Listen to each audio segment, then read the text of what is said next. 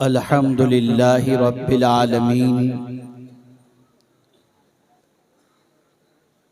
वल आक़िबतु लिल मुत्तक़ीन वस्सलातु वस्सलामु अला सय्यिदिल अंबियाइ वल मुरसलीन व अला आलिहि व अस्हाबिहि तय्यिबीन अत्ताहिरीन अम्मा बाद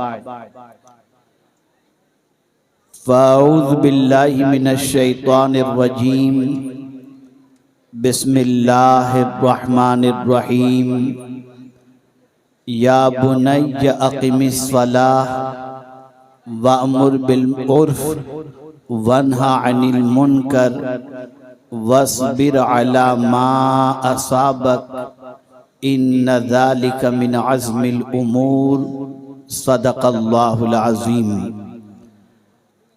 काबिल क़द्र उलमाए ज़वील एहतराम हाज़रीन व नाज़रीन सुन्नी इज्तिमा, अस्सलामु अलैकुम व रहमतुल्लाहि व बरकातुहू।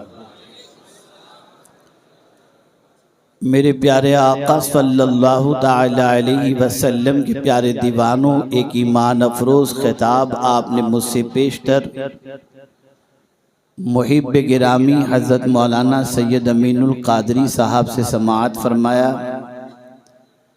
मैं भी कुछ मारूज़ात आपकी समाअतों के हवाले करूं, उससे पेशतर एक मर्तबा बारगाह रिसालत मआब सल्लल्लाहु ताला अलैहि वसल्लम में तोहफ़े दुरूद व सलाम बई तौर पेश करने की सआदत हासिल करें। अस्सलातु वस्सलामु अलैका या रसूल अल्लाह, अस्सलातु वस्सलामु अलैका या हबीब अल्लाह,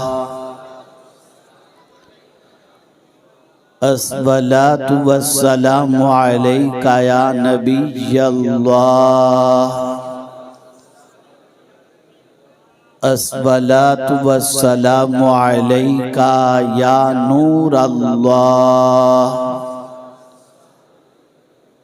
व अला आलिका व अस्हाबिका या हबीब अल्लाह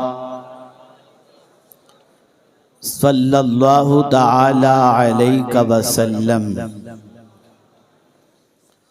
सबसे पहले एक बात मैं आपकी समाअतों के हवाले करना चाहता हूं, और इसको अगर आपने याद रख लिया तो पूरी तकरीर याद रहे या न रहे, समझ में आए कि न समझ में आए, बस यही एक बात इंशाअल्लाहुल अज़ीम आपकी जिंदगी को बदलने के लिए काफी होगी। एक बुजुर्ग से किसी शख्स ने पूछा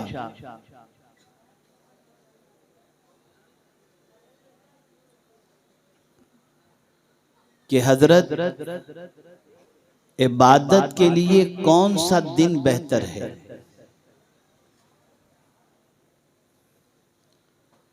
एक बुजुर्ग से किसी ने पूछा कि इबादत के लिए कौन सा दिन बेहतर है? बुजुर्ग ने फरमाया, मौत से एक दिन पहले,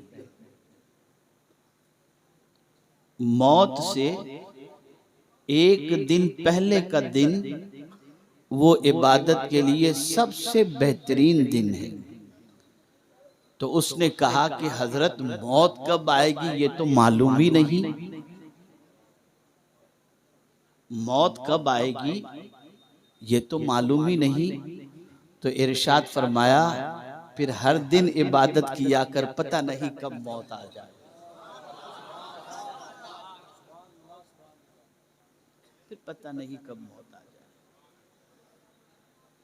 ये जो टाल मटोल की आदत, देखिए ना, अभी आप देख रहे हैं वो हमारे भाई एक मोबाइल लेकर खड़े हैं, बात कर रहे हैं, इशारा कर रहे हैं, वो समझते हैं यहाँ कुछ बात ही नहीं, अल्लाह रसूल की बात से बेहतर उनको अपनी बात लग रही है। यानी मैं सच कह रहा हूं कि मैं जल्दी से यूपी में तारीख देता नहीं हूं, उसकी वजह क्या है कि हमारे ये जो बहुत सारे नौजवान चुलबुले जो होते हैं, देखिए वहां से भी वो ऐसी हरकतें करते हैं कि गुनाह में वो गिरफ्तार होते हैं। तो ऐसी जगह जाना जहां अल्लाह और उसके रसूल के जिक्र की कोई अहमियत ही न समझी जा रही हो और आदमी अपनी बात की अहमियत समझ रहा हो, वहां जाके क्या करना, बिला वजह वो गुनहगार हो। तो आप तवज्जो से सुने, शायद कि कोई बात आपके दिल में उतर जाए। और चूंकि एक तफसीली खिताब आपने सुन लिया और मैं मजीद आप पर कोई लफ्जों का बोझ रखना नहीं चाहता, मैं सिर्फ 2-3-4 बातें और कुछ आयत करीमा की रोशनी में बातें आपकी समाअतों के हवाले करना चाहूंगा। शायद कि आप आज कुछ सोच लेकर के यहां से उठें। तो बुजुर्ग ने फरमाया कि इबादत के लिए सबसे बेहतरीन दिन मौत से एक दिन का पहले का दिन। तो जब हमें मालूम नहीं कि मौत कब आएगी, तो हमें हर दिन अल्लाह की बंदगी में गुजारना चाहिए। यहां बहुत सारे ऐसे भाई हैं,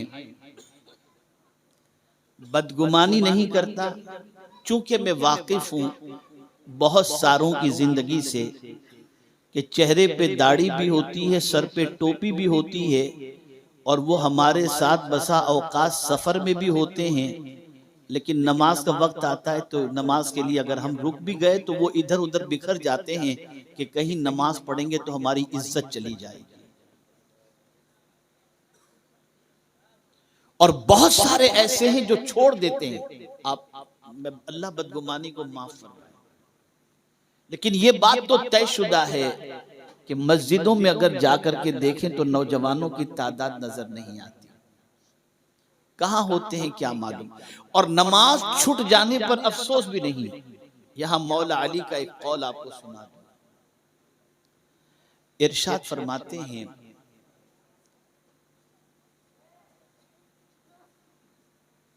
कि तू अगर नमाज नहीं पढ़ता तो नमाज के छूटने पर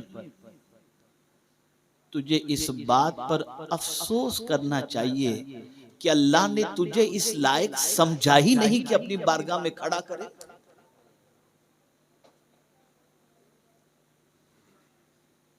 तो नमाज अगर छूट जाए तो ये सोचना चाहिए कि हम इतने पापी हैं कि खुदा के सामने खड़े रहने के लायक भी नहीं। तो नमाज छोड़ना कोई कमाल की बात नहीं है, अल्लाह की नजरों से गिर जाने की बात है। तो ए रसूल आजम सल्लल्लाहु अलैहि वसल्लम के दीवानों, नमाज की पाबंदी किया करो। हजरत लुकमान, आप में से बहुत सारे बाप हैं जो अपने बेटे के हवाले से फिक्रमंद रहते हैं। कभी कुरान में देखो कि बाप ने अपने बेटों को क्या क्या नसीहत की है। हजरत लुकमान ने अपने बेटे को पहली नसीहत फरमाई, या बुनैया। अंदाज देखिए कितना प्यारा है। आज यूपी बिहार बंगाल में बच्चे का नाम है लड्डू, इधर आ, ए मुन्नू इधर आ, क्या सब तमाशा है। कुरान में जब भी अल्लाह ने पुकारा बड़े प्यार से पुकारा। ईमान वालों को पुकारा तो फरमाया या अय्युहल्लज़ीना आमनू, ए मेरे महबूब के दीवानों। इंसानों से पुकारा तो कहा या अय्युहन्नास, ए लोगो। रसूलों से पुकारा तो फरमाया या अय्युहर रसूल। तो ये अदब अल्लाह अज़्ज़ व जल्ल ने बताया कि अच्छी तरीके से पुकारा करो। तो अब आप देखें, बच्चे को भी पुकारना चाहिए तो कैसे पुकारना चाहिए, ये तरीका भी कुरान दे रहा है। या बुनैया, ए मेरे लगते जिगर, ए मेरे बेटे। जब एक बाप अपने बेटे को इस अंदाज से पुकारेगा तो इस पुकार के बाद जो हुक्म भी बाप देगा बेटे को उस पर अमल करना आसान। जैसे कुरान में जितने आकाम ईमान वालों को दिए गए, उसमें अल्लाह ने या अय्युहल्लज़ीना आमनू फरमाकर अपने मोमिन बंदों के लिए आसानी पैदा फरमा दी।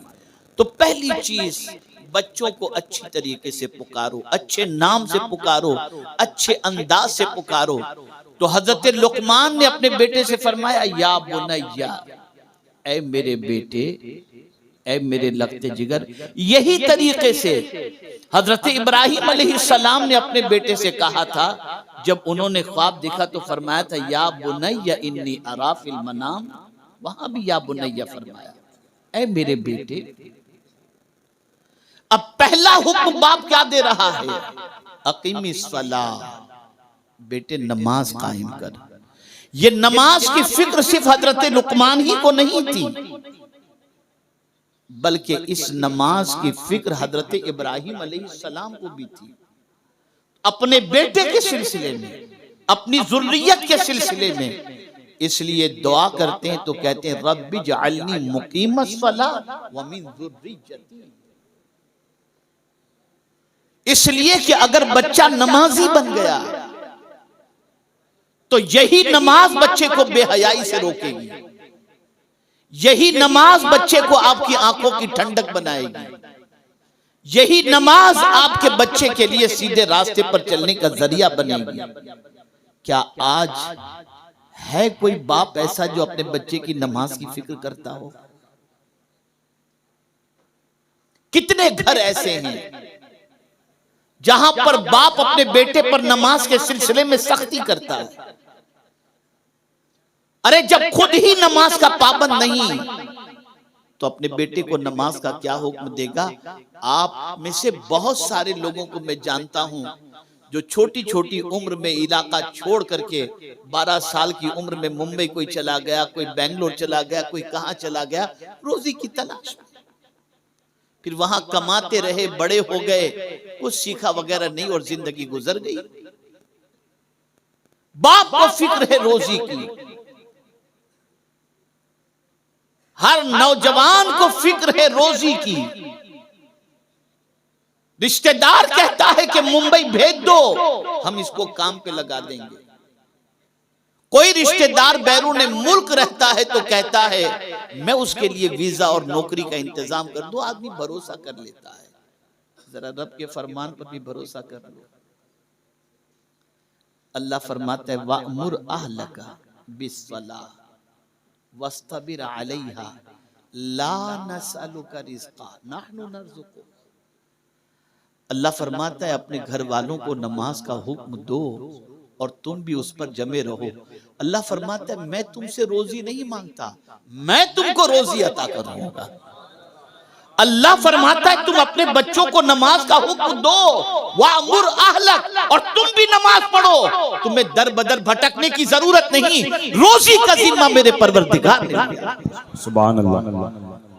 करते हैं आप? हम कहते हैं चिल्ले में चला गया, जमात में चला गया, ये सुन्नी था बिगड़ गया। मैं कहता हूं एक ही सुराख हमने खुला रखा है जहां से ये चोर लोग घुसते हैं, और वो सुराख है नमाज का। नमाज के नाम पर आते हैं, लेके चले जाते हैं। मैंने अभी मुंतज़िमीन जलसा में से एक साथी से मैंने कहा, उन्होंने कहा हुजूर आइंदा साल की तारीख अभी से दे दीजिए। मैंने कहा बिल्कुल दूंगा, वादा मेरा, तारीख अभी दे दूंगा, ऐलान अभी नहीं करूंगा। इसलिए कि मेरी भी एक शर्त है, और वो शर्त ये है कि अगर मैं तुमसे कहूं कि तुम यहाँ किसी के पास नमाज सीखना, तो तुम बहाना बनाओगे इमाम साहब चले गए, मुबल्लिग साहब चले गए, मौलाना साहब चले गए। कोई बहाना तुम दे ही ना सको। इसके लिए मैं तुमको एक तरीका बताता हूँ। हमारे यहाँ ऑनलाइन भी कोर्स होता है। तुम कमेटी वाले ऑनलाइन अगर 3 महीने का नमाज कोर्स कंप्लीट कर लोगे ना, आइंदा साल की तुम्हारी तारीख पक्की। हमारे यहाँ प्रोग्राम करवाने वाले उलमा के अलावा जो लोग हैं,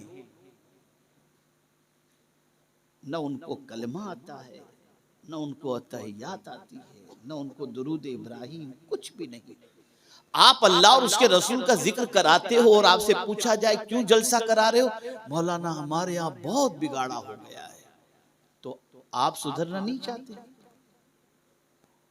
होना तो ये चाहिए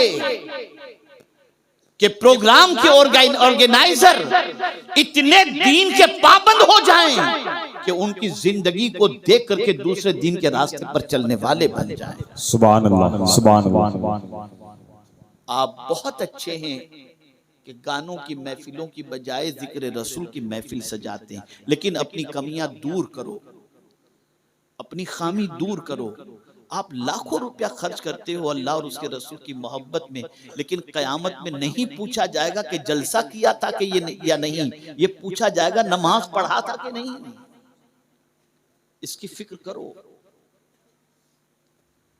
आज आप आए हो, बहुत अच्छी बात है, अच्छी तादाद में आए हो और खुशी की बात है, दिल जमाई से सुन रहे हो और खुशी की बात है। लेकिन अगर आज यहां से जाने के बाद आपने अपने अंदर कोई तब्दीली पैदा नहीं की तो आए क्यों थे आप?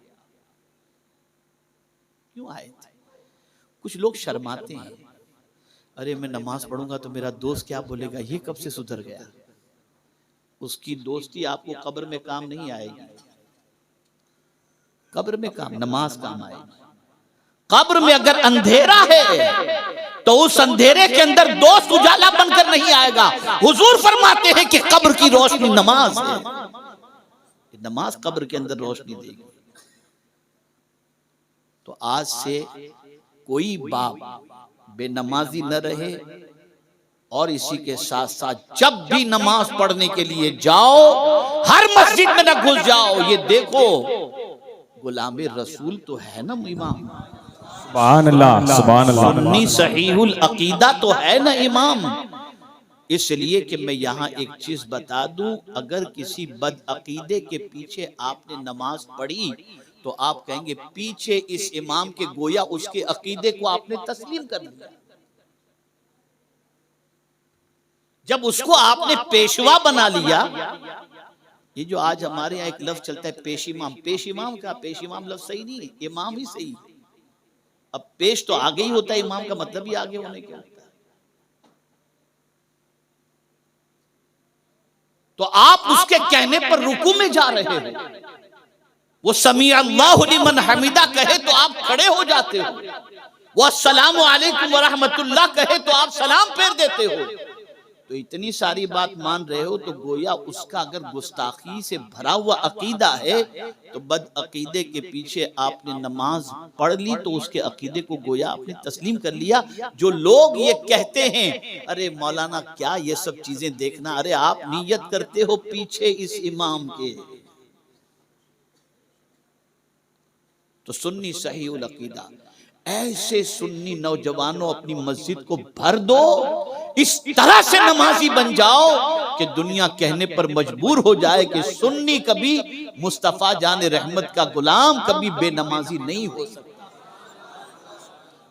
जैसा सहाबा के जमाने में, रसूल आजम के जमाने में अगर कोई नमाज न पढ़ता तो लोग समझते थे ये काफिर तो नहीं है, इसलिए कि एक भी साहबी कभी बेनमाजी नहीं।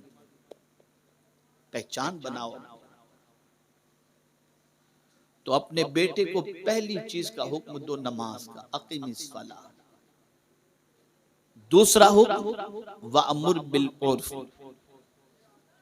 वअमुर बिल मारूफ औ कमा क़ाल, अच्छी बातों का हुक्म दो। हजरत लुकमान ने अपने बेटे से कहा बेटे अच्छी बात का हुक्म, नमाज कायम कर और अच्छी बात का हुक्म दे।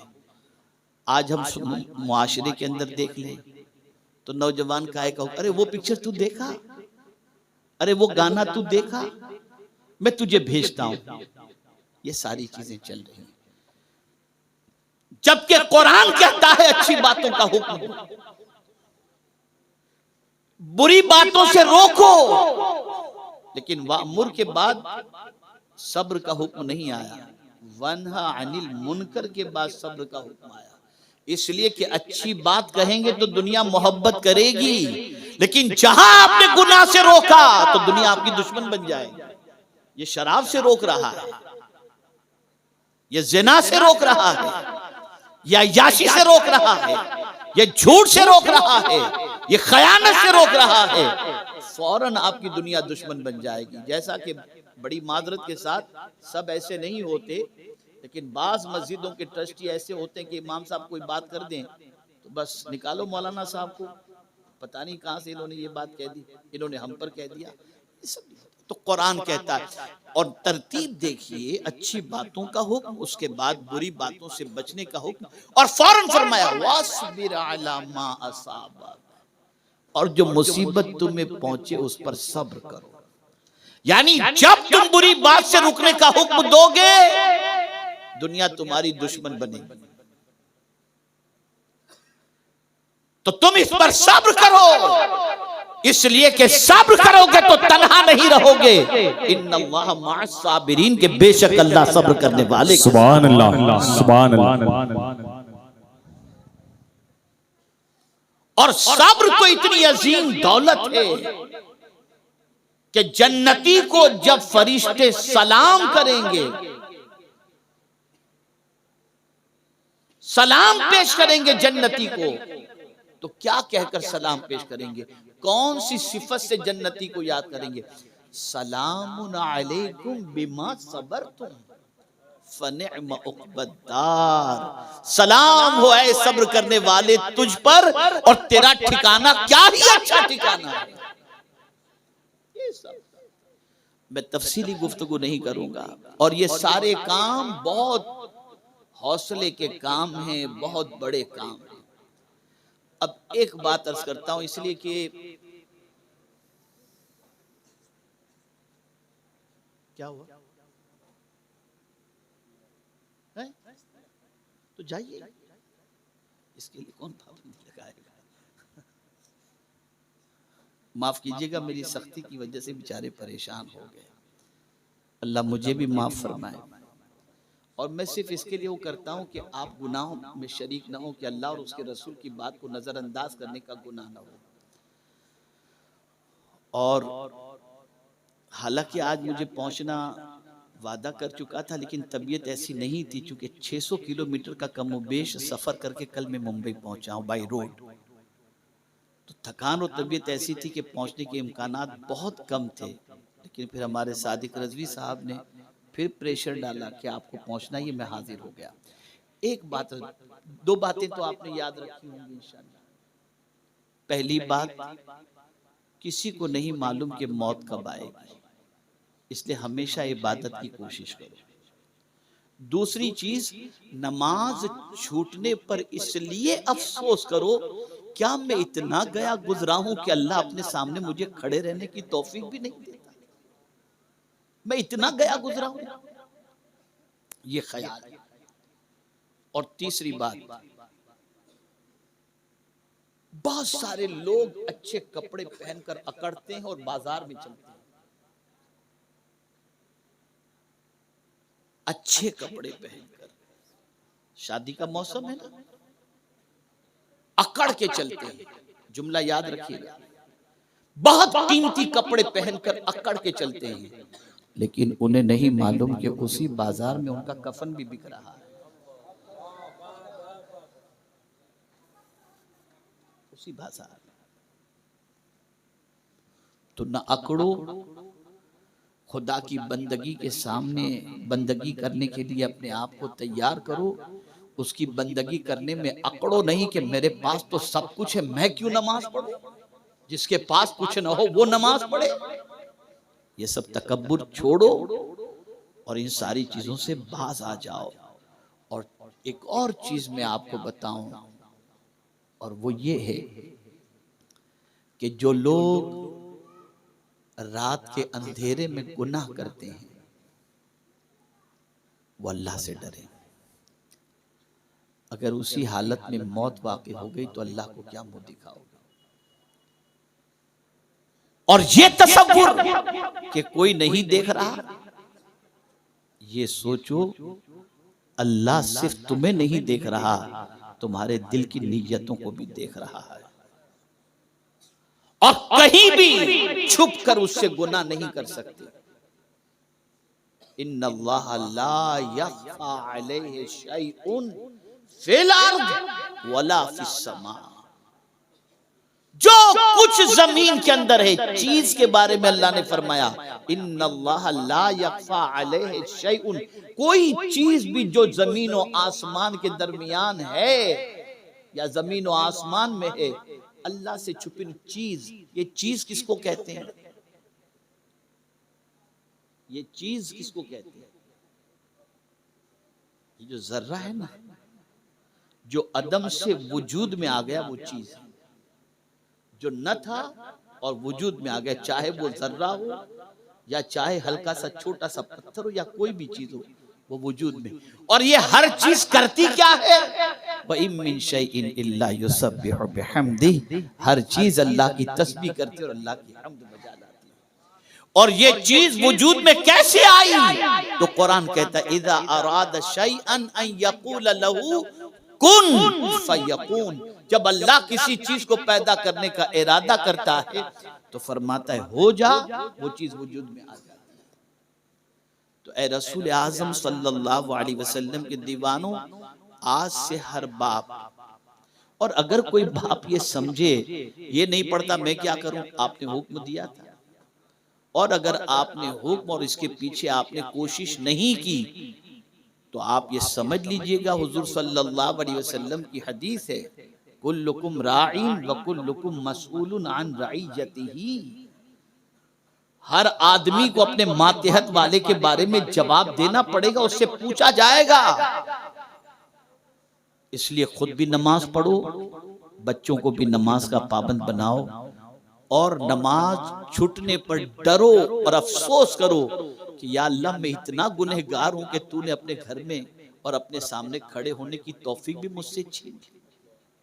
ये जहन के अंदर रखो, दिलो दिमाग में के अंदर रखो, नमाज की पाबंदी करो, और नमाज का बच्चों को भी हुक्म दो, बीवी को भी हुक्म दो। बल्कि एक हदीस सुनाकर मैं अपनी गुफ्तगू को ख़त्म करता हूँ कि रहमत आलम सल्लल्लाहु अलैहि वसल्लम ने इरशाद फरमाया, तीन किस्म के लोगों को दुआ की हुजूर सल्लल्लाहु अलैहि वसल्लम ने, ए अल्लाह तीन किस्म के लोगों के घरों को तू हरा भरा रखना। उनमें से एक कौन है?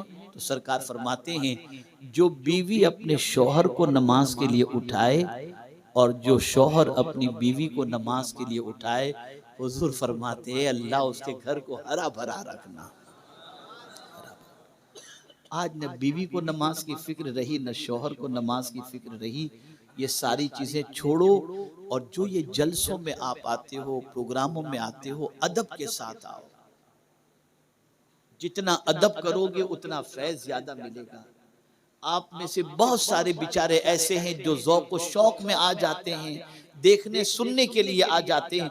थोड़ी सी अपनी इस्लाह अगर कर लें और तवज्जो से सुनने के लिए आ जाएं, तो कभी किस्मत इतनी बेदार हो जाती है कि पता नहीं क्या क्या नजर आ जाता है। बावुज़ू आने की कोशिश करें, सर पे टोपी रखा करें, ठंडे दिमाग से गुफ्तगू को सुना करें, और इस नीयत से हज़रत फ़ुज़ैल बिन अयाज़ रज़ी अल्लाह ताला अन्हु निकल रहे थे खतीब का खिताब सुनने के लिए। तो गए अपनी माँ से इजाज़त लेने, माँ मुझे इजाज़त दे कि फ़लाँ खतीब तशरीफ़ लाएँ, मैं उनका खिताब सुनूँ। कुर्बान जाइए माँ के जवाब को भी। फ़ुज़ैल इब्न अयाज़ रज़ी अल्लाह ताला अन्हु की माँ फरमाती, बेटा क्यों खिताब सुनने जा रहे हो, क्या वजह? कहा माँ बहुत अच्छे खतीब हैं, बहुत अच्छा बोलते हैं। माँ ने फरमाया, जाओ बेटी इजाजत देती हूँ, लेकिन एक शर्त है, एक नियत करो। कहा माँ क्या नियत करो? ये नियत करो कि जो कुछ अल्लाह और उसके रसूल के फरमान वो सुनाएंगे, मैं इंशाअल्लाह उस पर अमल करूँगा। और अगर तुमने अमल की नियत नहीं की और सिर्फ सुनने की गरज से गए, तो पहले तो नहीं जानते थे और गुनाह करते थे, जानकर गुनाह करने का अज़ाब डबल तुम्हारे ऊपर। क्या हम इस नीयत से आते हैं? गांव का जलसा है, चलो सब मिलेंगे, चलो चलो देखें क्या होता है, चलो। बस नीयत दुरुस्त करो। हालात आपके सामने हैं, सिचुएशन आपसे छुपी हुई नहीं है। कब सुधरेंगे? कब अपने आप को बदलेंगे? कब अपने आप को चेंज करेंगे? हमारे बहुत सारे साथी कहते हैं, अरे सब ऐसे ही, अब क्या करें, कौन सुधर के क्या फायदा? नहीं, जवाब आपको देना है आपके बारे में। कोई और आपकी कब्र में नहीं आएगा। तो चेंज करो। और मैं उम्मीद करता हूं कि इंशाअल्लाह अज़ीम जो कुछ मुख्तसर कलिमात खैर मैंने आपकी समातों के हवाले किए उस पर इंशाअल्लाह आप भी अमल की कोशिश करेंगे, अल्लाह मुझे भी अमल की तौफीक अता फरमाए। और एक गुजारिश, हमारे बैठे हुए यहाँ उलमाए ज़वील एहतराम से खूब काम कर रहे हैं, इनकी बिसात पर ये खूब काम कर रहे हैं, लेकिन आप तमाम हज़रात की खिदमत में मेरी गुजारिश है कि अब जो सिचुएशन है वो ये है कि हमारी कौम के बच्चों को पहला कलिमा भी याद नहीं। गली गली कूचे कूचे में मकातिब कायम किए जाए और उन मकातिब के अंदर मोहल्ले के बच्चों को बुलाया जाए, उनकी तालीम का इंतज़ाम किया जाए। और कमेटी वाले और मोहल्ले वालों से गुजारिश है कि आप अगर जलसा नहीं करते न करो, लेकिन ये मकतब कायम करके मुदर्रिस को अच्छी तनख्वाह दो, इसलिए कि हमारी तकरीर में आकर के अगर कोई कुछ कलमा याद नहीं करता लेकिन उनके पास पढ़ने जाने के एवज के अंदर उनका कुरान भी दुरुस्त हो जाता है, तो उसका जितना सवाब है उसका इतना नहीं है जितना हमारा। गली गली में मकतब कायम करो, आपके इलाके का कोई बच्चा जाहिल रहने न पाए, सबको कुरान सिखाओ, उसका एहतमाम करो, भरपूर एहतमाम करो। मैं ऐसे ऐसे देहातों के बारे में जानता हूं, हमारे सैयद साहब तिबला वाकिफ हैं इससे, और हमारे नातखा माशाअल्लाह कारी शरीफ माशाअल्लाह, अल्लाह ताला इनकी आवाज में मजीद दर्द सोच पैदा फरमाए, बड़े मुखलिस, बड़े सीधे, अल्हम्दुलिल्लाह। जहां कहीं भी ये जाते हैं इनसे नात सुनने को जी भी चाहता है और नात पढ़ने के अंदर इनके दर्द सोच भी मौजूद है। सारे नात खा अच्छे हैं, लेकिन किसी की आवाज में अल्लाह ने दर्द सोच और बेअमली हमने नहीं देखी इनकी जिंदगी में। ये हमने देखा है अल्हम्दुलिल्लाह। सब अच्छे हैं लेकिन कुछ और अच्छे होते हैं, तो मैंने जो इनको देखा है उसके एतबार से अर्ज कर रहा हूं। तो ये जहां के हैं, सैयद साहब जानते पाली, ये शरीफ साहब भी पाली के हैं, सैयद साहब पाली ज्यादा आना जाना उनका होता है। पाली में ऐसे देहात जहां पर 20 घर मुसलमानों के, 40 घर मुसलमानों के, जहां न मस्जिद न मदरसा, आज वहां पर अल्हम्दुलिल्लाह रब्बिल आलमीन तकरीबन 100 के करीब देहात में मकतब कायम किए गए हैं। जब वहां गए थे तो इस्तकबाल करने का तरीका अलग था और कोई कलिमा पढ़ने वाला सही तौर पर नहीं था।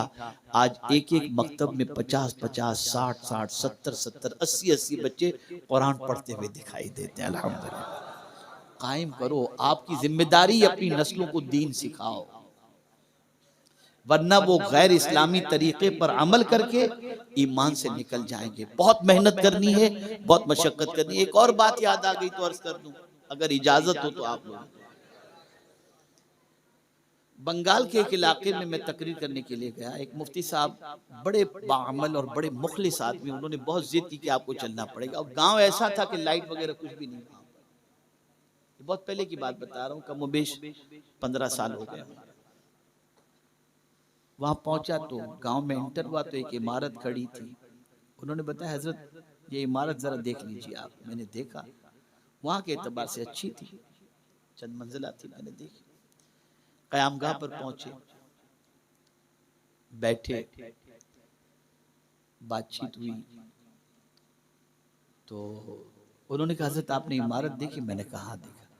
बोले हजरत ये जो आज जलसा हो रहा है ना, इस कमेटी के अंदर तकरीबन 200 के करीब बच्चे हैं। मैंने कहा अच्छा। बोले वो सब मेंबर है कमेटी के। मैंने कहा ठीक है। बोले उसमें से 10-15 ऐसे हैं जो अच्छे बड़े काम करते हैं, यानी कोई समझ लीजिए कि पीयूपी का काम करता है, कोई फर्नीचर का काम करता है, इस तरीके के अच्छे बड़े काम करते हैं। 180 के करीब बच्चे ऐसे हैं जो बेंगलोर, दिल्ली, मुंबई, कलकत्ता, वहां की होटलों में बर्तन साफ करते हैं। वो सब इस कमेटी के मेंबर हैं। मैंने कहा अच्छा। बोले हाँ, लेकिन बोले हजरत ये इमारत जो आप देख रहे हैं ना, वही बर्तन साफ करने वाले बच्चों ने बनवाई। मैंने कहा काहे के लिए बनवाई है? कहा स्कूल बनाने के लिए। मैंने कहा स्कूल और ये बच्चे? तो बोले हाँ, इनकी सोच ये थी कि अपने जब होटल के अंदर बर्तन साफ करते हैं तो बड़े बाप के बेटे आते हैं खाने के लिए, इंग्लिश में फड़फड़ बोलते रहते हैं, तालीम याफ्ता होते हैं। अगर हमने कुछ अपने बच्चों के लिए नहीं किया तो हमारे बच्चे भी बर्तन साफ करते रहेंगे। हमें अपने बच्चों को तालीम देना चाहिए। रुपया रुपया जमा करके उन लोगों ने ये इमारत बनवाई है। काम ऐसे होता है। आप भी अपने इलाके के अंदर जाल फैला दो, आपकी नस्ल में कोई जाहिल न रहने पाए, कोई अनपढ़ रहने न पाए, ताकि आप भी फख्र से अपना सर ऊंचा करके चल सकें और आपका बच्चा मुआशरे के अंदर अपना कोई मकाम बना सके। खा पीकर ऐश मौज गुटखा तंबाकू और ये सारी चीजों में अपनी जिंदगी बर्बाद मत करो। जिंदगी बड़ी तेजी से गुजर रही है, पता नहीं चलता कैसे साल का साल गुजर जाता है और दिन के दिन गुजर जाते हैं, पता नहीं चलता। चेंज करो अपनी सोच को, अपनी फिक्र को बदलो। बड़ों से गुजारिश है कि शफकत फरमाएं, बच्चों से गुजारिश है पैसों को जमा करो, कौम की तामीर का काम करो, इल्म के फरोग के सिलसिले में जिद्दोजहद करो। और अल्हम्दुलिल्लाह हमारे जितने उलमा यहाँ तशरीफ फरमाएं, सब ये दर्द रखते हैं कि आप तक इल्म पहुंचे और आप कुरान पढ़ना सीखें, नमाज सीखें, तरावी सीखें, इबादत सीखें, अल्लाह और उसके रसूल की मोहब्बत सीखें, अकीदा सीखें, ये सारी चीजें सीखें और सीख करके अपनी जिंदगी को अल्लाह अज़्ज़ा वजल और उसके रसूल के बताए हुए इरशादात पर गुजारने की कोशिश करें। क्या मैं उम्मीद कर सकता हूं कि इंशाल्लाह मेरे पैगाम को आप दिल में बिठाएंगे और अमल करेंगे इंशाल्लाह। अल्लाह सब पर करम की नजर फरमाए। काम वो ले लीजिए तुमको जो राजी करे, काम वो ले लीजिए। आला हजरत ने बात करने का नहीं कहा कि बात मैं वो करूं कि हुजूर आप राजी हो जाए। आला हजरत कहते काम वो ले लीजिए तुमको जो राजी करे। पता चला यहां काम करने के लिए, बात करने के लिए नहीं। और काम करें तो सेठ पर नजर नहीं, मदीने के ताजदार पर नजर हो कि बस हुजूर राजी हो जाए। तो काम वो ले लीजिए तुमको जो राजी करे, ठीक हो नाम रजा तुम पे करोड़ों दुरूद, व मा अलैना इल्लल बलागुल मुबीन। अस्सलामु अलैकुम व रहमतुल्लाहि व